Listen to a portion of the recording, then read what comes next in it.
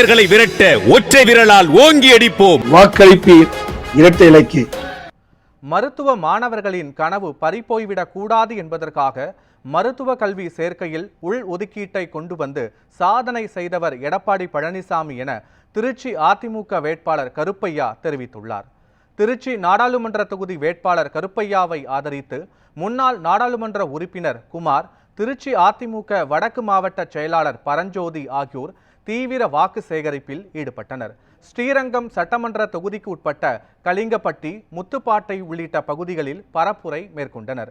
வழி நெடுகிலும் பொதுமக்கள் மற்றும் கட்சி நிர்வாகிகள் வேட்பாளர் கருப்பையாவிற்கு மாலை அணிவித்தும் பொன்னாடை போற்றியும் உற்சாக வரவேற்பு அளித்தனர்.